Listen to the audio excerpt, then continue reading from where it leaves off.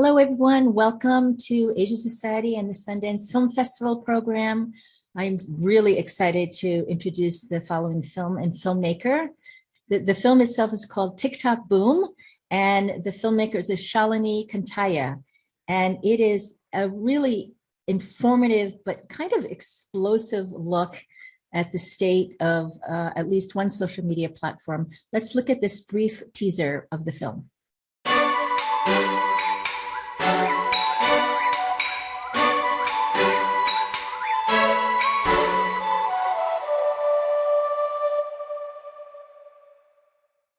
So we're joined today by Shalini and one of the women who is featured in the film, Ray Ma, who is an expert in the field of Chinese tech and runs a podcast called Tech China Buzz.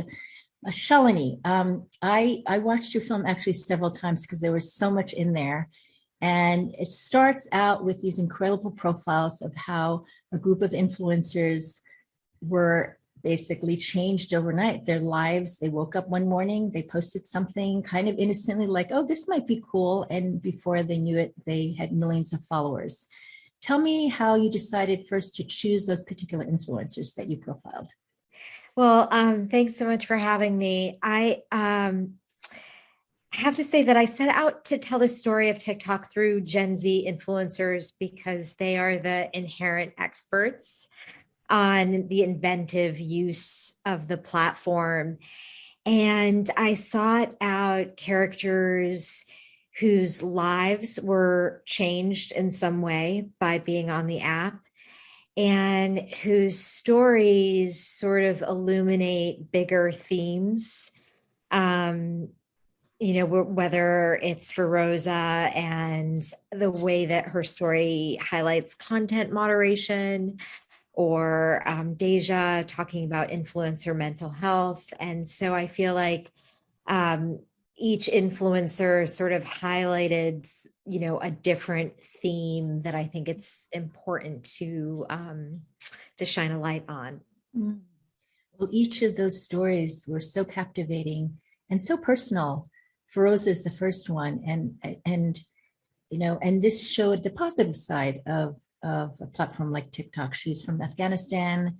She was always very proud of her culture, but didn't feel like there were other people outside of her family that she could share her life with. And then one day she puts on an Afghan dress, and she gets quite a few likes, and then off she was running. And that to me is, so we see how people can build tribes and communities off of something like that. And apparently she found many, many other people from Afghanistan.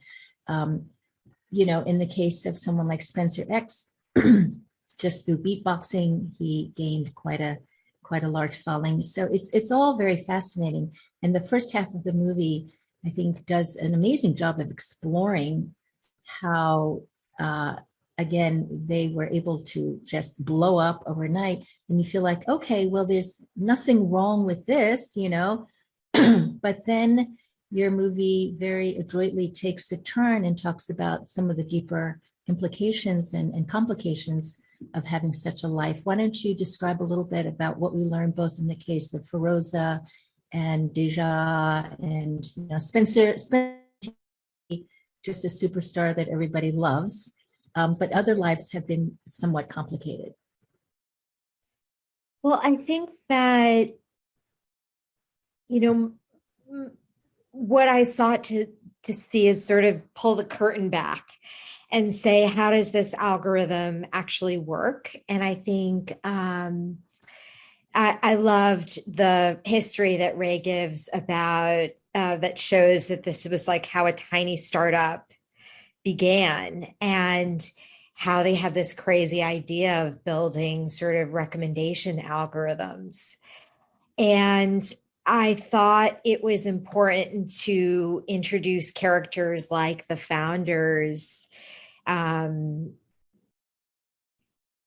in a way that was sort of in keeping with the sort of mythologies around Steve Jobs and Mark Zuckerberg. And to me, it is,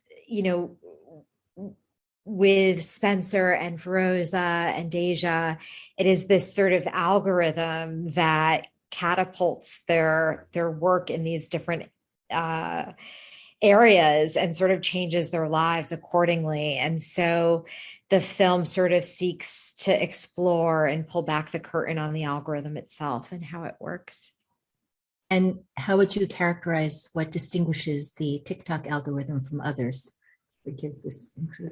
Well, as a my non-scientific answer is just someone who's used the app is that it's just highly addictive and incredibly astute and almost to the point where it just knows your quirks. Like it like was giving me like New York restaurants, cryptocurrency, like sort of life hacks. Like it almost knows. I mean, in the film, you joke that it sort of knows your thoughts.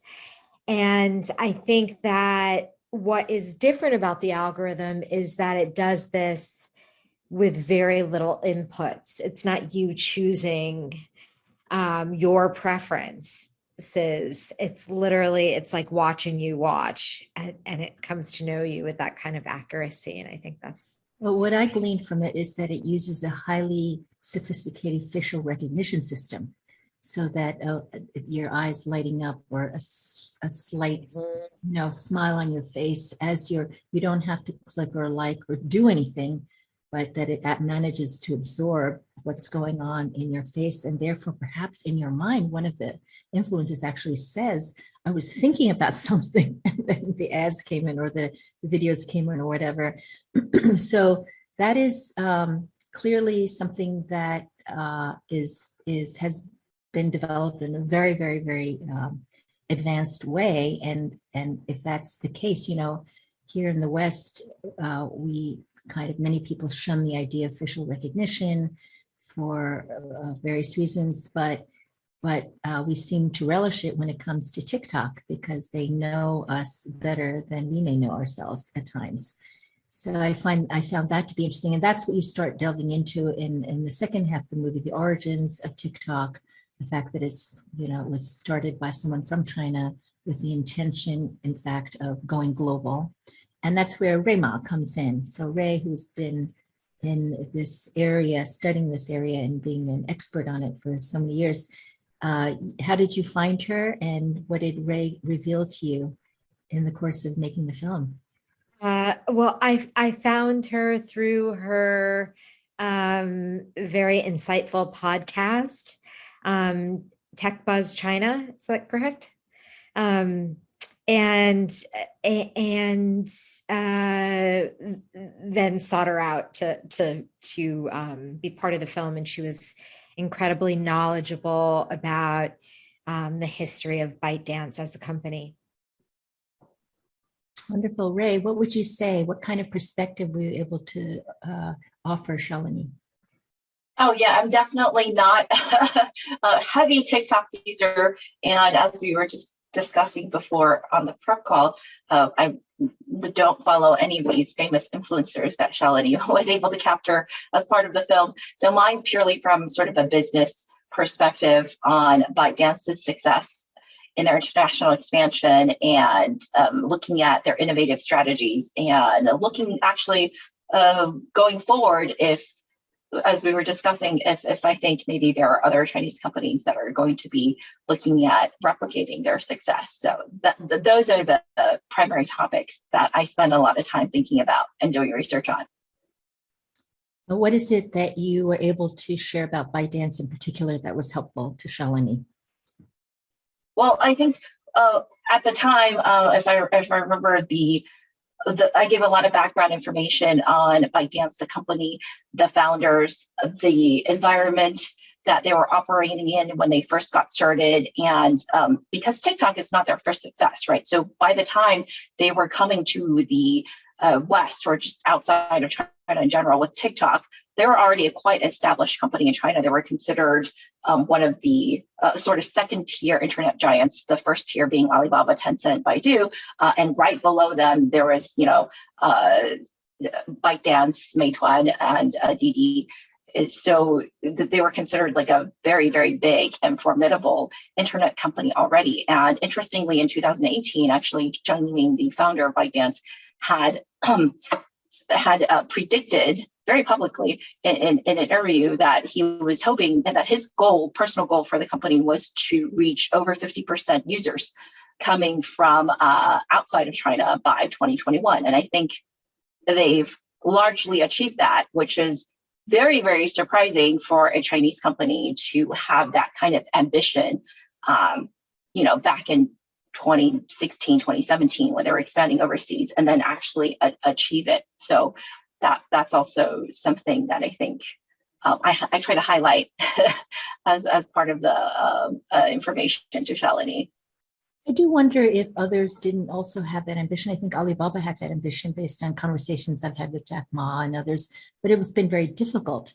It's been very difficult because of cultural differences, or in some cases maybe political ones. But I think what platforms do is it just allows for it's user-generated content. So it's not trying to sell something that feels too Chinese to America, or sell something in a way that feels Chinese to America, or vice versa, whatever. It really is, I think many users may not be aware that it's a China invented company. Would you say that is the case, Shalini?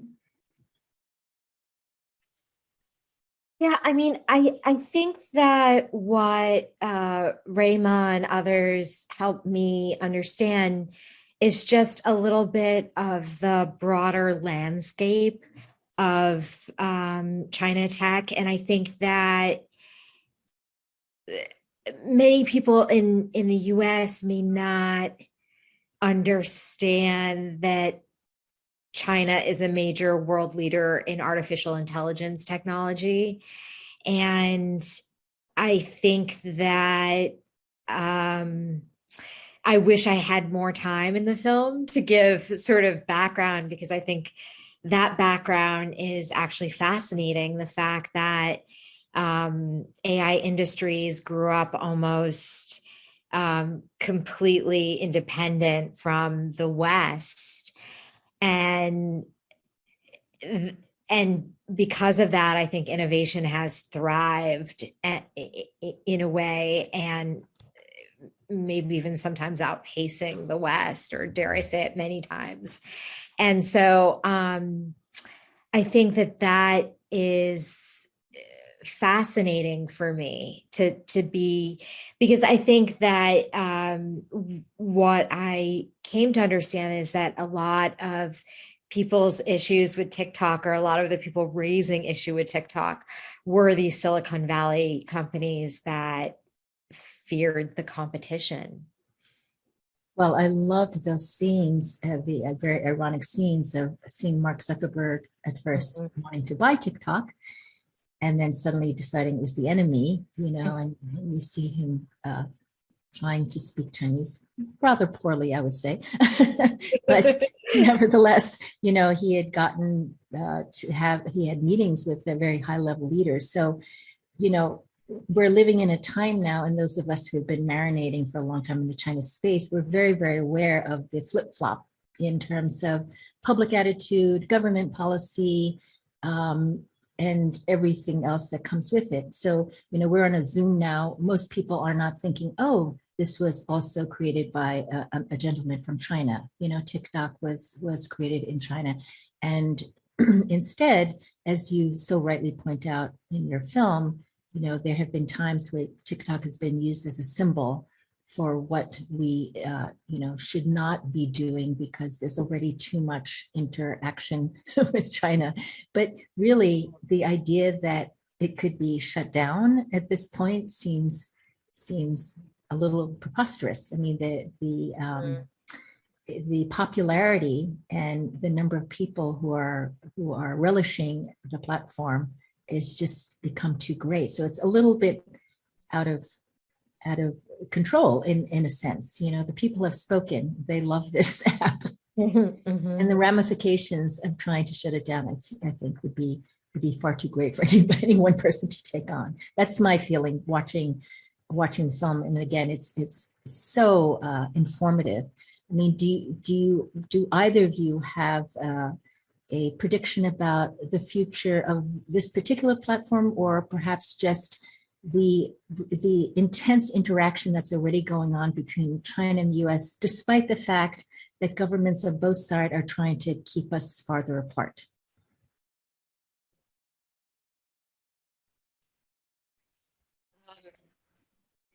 Okay, not everyone at once. No, Shalini, you want to go first? No, please. Okay, sure. I'll go first, and then maybe I'll just talk about just ByteDance and TikTok, the business. I think that again, to emphasize, TikTok is sort of ByteDance's. We could say its third hit product. The first two having been released in 2012 and 2016 in China, respectively, and accounting for over 90% of ByteDance's revenues at present. And ByteDance is, by the way, a very large company at this point. Its revenue was rumored to be $58 billion last year. That's basically half of Facebook's. And so for ByteDance, I'm predicting that it's going to take a lot of the, plays that it's seen succeed in China and sort of just it's using time travel as sort of an arbitrage, right? Where it's taking things that it's done in China maybe 3-4 years ago, and then importing them into international markets, of course, with modifications. But some of those things that we see happening is, number one, it's not just an app for, Gen Z. And we're already seeing that in the West, but in China, we're talking about this being a primary, short video being a primary use of time, even for senior citizens, right? So that's not quite happening, I would argue, here in the West yet. But if that were to happen, then that would be a lot more time spent, a lot more users on the app, where short video fundamentally becomes a way that people spend time online, right? Much like, it just becomes its own very distinct form of media. The second thing is we see that in China, the TikTok equivalent has really changed music. The music industry, and the breakout of new brands, where that becomes the place where they choose to debut versus and go viral, right? Versus more traditional forms of media. That's starting to happen in the US. You see reports that advertising agencies are increasing their budgets for TikTok, but that's still very small relative to what we see in China. We're talking about people increasing it from 5% of their budget to 10 or maybe 15%. That's still not the leading place where they're spending money. I predict that will change. And the third thing is e-commerce. That's something TikTok is experimenting with globally, has been a little bit more successful in China. And that's, I think, just a huge market, especially when you consider that just overall, China is the most advanced e-commerce market in the world with the highest penetration, between 30 and 45%, depending on which market report you're using. And then US is actually something like half of that, even with all the pandemic increases. So we can see that if TikTok were to go into e-commerce and make big moves there, like we've seen in in China, it's going to be really, really interesting. And that would explain why a lot of Silicon Valley companies are very, very concerned about their aggressive expansion. Thank you, Ray. That's very, very interesting. Shalini, you have anything to add to that? Well, I'll just sort of zoom out and just share a few things that I think the growth of TikTok indicates. And I think that what I've learned is that every generation is going to have its new tech. I feel that this generation is as disconnected from Facebook as any other, I mean, they want nothing to do with the platform. And so I think that tech is going to rapidly change. I think vertical video and short video is here to stay, as is these really powerful recommendation algorithms that know us better than ourselves and think, would you like to listen to this next? Do you want this film next? I feel like that really powerful with almost no inputs, that way of choosing for people is seems to be a trend that's here to stay. The other thing that I've seen in the making of this film is that there is a trend for younger and younger users who have become the most valuable audience for social media companies, like TikTok, Instagram, all targeting YouTube, all targeting kids. And it seems, and that TikTok happened to be an app that came from China, but maybe next year one will come from some other country, and we will have to grapple with the same issues and values, value differentials of where these systems are made that we're using. And so it's my hope that we start to think about common rules or what would it look like to have some global data rules, to have some common rules, because these companies are so global and moving across borders, that reflect our shared values. Oh, I hear you so strongly on that front. I mean, at this point in our lives, it is so obvious that we are a global community and everything that happens is affected and is affecting of other people in other lands. And yet we're so not coordinated. We should have global regulations about climate change and about information and disinformation, so many other things. Is it possible that a platform like TikTok will help advance that notion? I mean, do you think there's something we can do? Because these, while there is a big generation gap, and I lament that because, I am so far from the Gen X, but, is there a way, do you think, that these platforms can actually bring people together? Because I liked what you said, Ray, that in the future, it won't be for just Gen X, perhaps, if we follow the lead of China, that it can expand. Do you think that this is a possibility? Because that would be awfully nice to be able to feel more connected to different generations.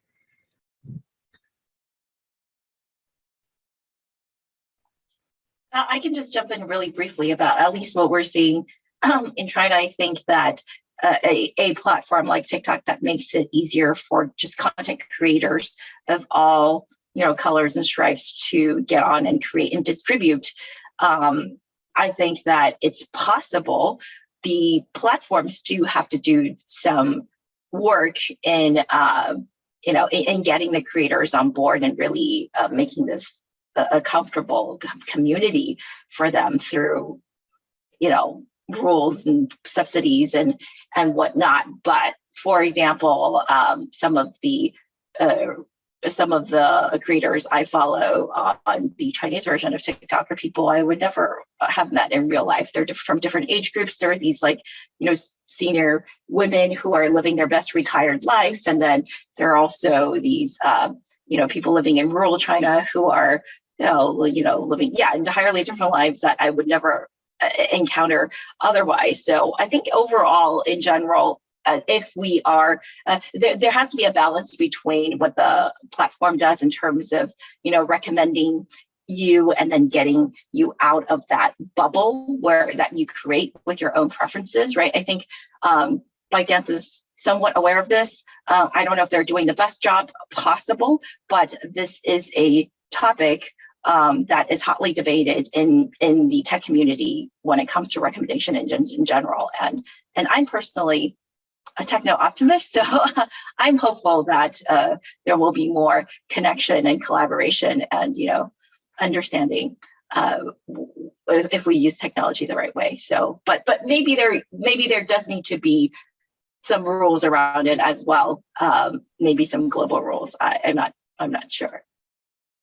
What do you think, Shalini? And what is your hope for what the audience takes away from this film? You present so many amazing questions in a way through the information that's revealed, and you really create an incredibly balanced portrait of the good I can't help but relish the fact that the Trump rally was was almost empty after a million tickets were sold, and that all came through on TikTok. I mean, do you see that as being something that's more pervasive in the future? And what is it that you want to leave audiences with after this amazing amalgamation of material that you've collected?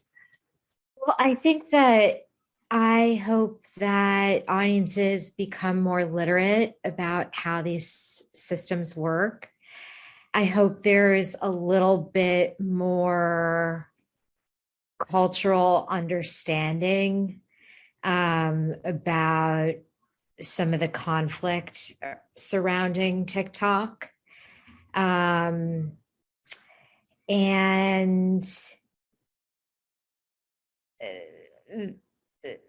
that there'll be some sort of dialogue, because I just think the conversations are really important to have. And then I hope that people will think about, I mean, for me, I do believe in rules because I think that they help us have the benefits of technologies without the harms. And so I hope it really helps us all think about what our values are and how our technology can better reflect our values.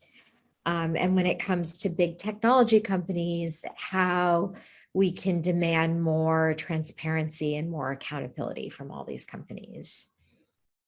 I hear you on that. You've had your premiere at Sundance already. I'm so sorry. I wished I could have seen this in Park City with an audience. I just think that would have been a really gratifying experience. Nevertheless, you've had your premiere, I believe.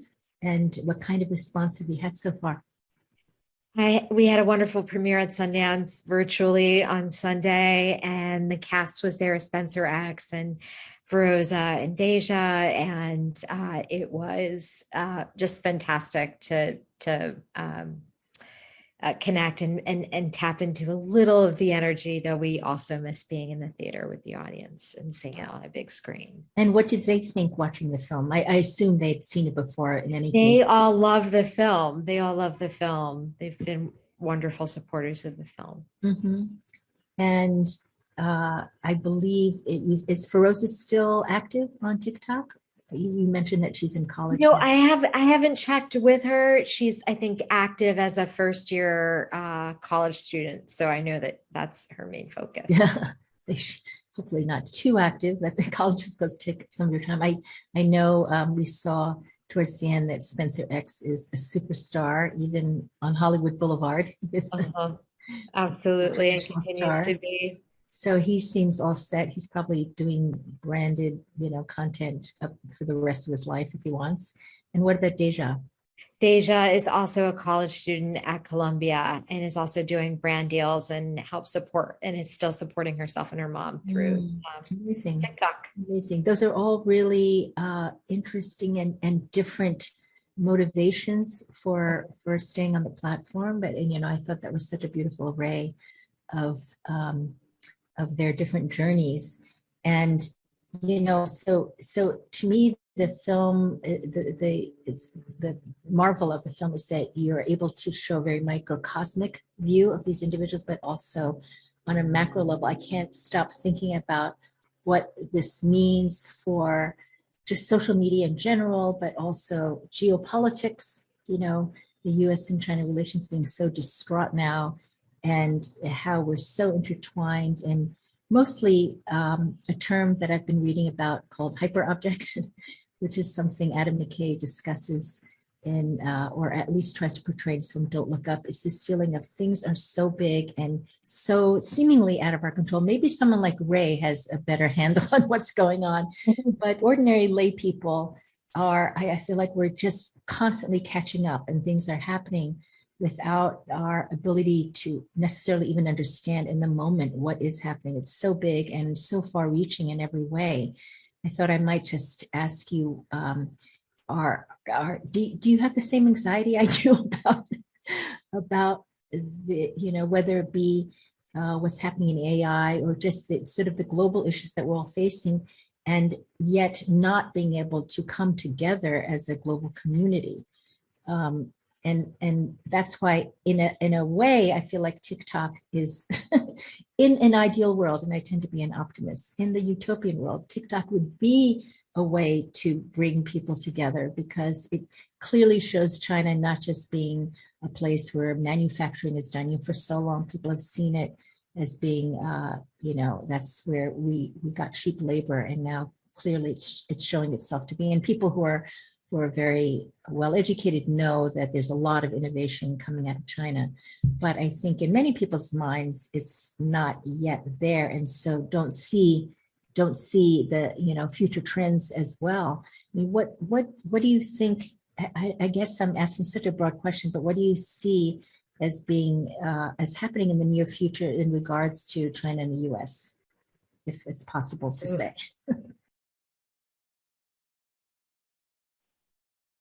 Well, I think when it comes to, I think that we are two countries that are incredibly dependent on one another and have a very close economic relationship. And it's in our own interest for there to be some sort of cooperation and communication. And I think when it comes to artificial intelligence, I think that China is actually quite what's said in the film, a force to be reckoned with when it comes to artificial intelligence. And so I think that when it comes to this industry, these are the two countries that are really leading the race for AI, I would say. Well, as someone in your film outright says that China is going to own the future. I mean, that's obviously an opinion that may be shared by some. Is what do you think, Ray, about that? I probably wouldn't make a statement like that. I think China has great plans to, quote unquote, own the future, especially when it comes to technology and science. But I think that if you look realistically at the current state of affairs, the U.S. has quite a leg up on most of the emerging technologies. In fact, that is what's driving, right, China's push, because it realizes it's behind and that the U.S. could come in and, pull a Huawei and basically put in some sanctions and then have cut China off of access to these technologies that the U.S. has unique sort of hold on. So I think it's something that is worth talking about and is worth being concerned about in the future.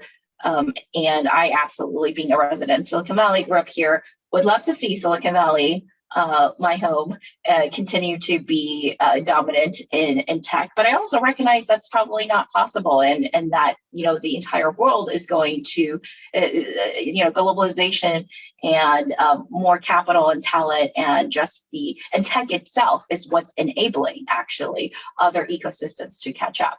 I think overall that's probably a good thing for the world, right? When we have more innovation happening. Whether or not, the U.S. can remain, quote, quote, number one, I think probably even if we were to, we won't be as dominant, or at least number two won't be as behind as they are now. It'll just become a more equal footing, and U.S. can maintain some advantages if we continue to have supportive policies and are smart about how we govern, and also need a little bit of luck. If not, then we still won't be too far behind. So I'm optimistic about that as well. So I don't know that we need to concede, defeat to China or anything like that, or even if that's a helpful way of looking at it for the sake of all humanity. It doesn't have to be a zero-sum game, Right. Exactly. Yeah. So, and it is really fascinating. For so long, so many companies in America were very interested in getting a piece of the China market, and so for a Chinese company to get a big piece of the American market, it's good to have some balance in that regard. Shalini, I'd like to just close by asking you, when can other people see this movie? Do you have any plans for it yet, or are you still waiting to hear from distributors? I know that it will be one that many people will relish, as I did. Oh, well, thank you so much. Well, you can see it at the Sundance Film Festival until January the 28th. And the film is seeking distribution, and until then it will be on the festival circuit. Is there anything you want to share about future projects of yours? You're already a prolific documentarian and such a good one. So we want to see more works of yours. Anything? Oh, horizon? I am working on another film, but let's first get this one through its premiere. I totally get it. Well, good luck with this and with that. And thank you both so much for being on this Zoom with us. It's really quite a memorable movie that I'll be thinking about for a long time to come as things continue to change. Everyone go see Tick Tock Boom.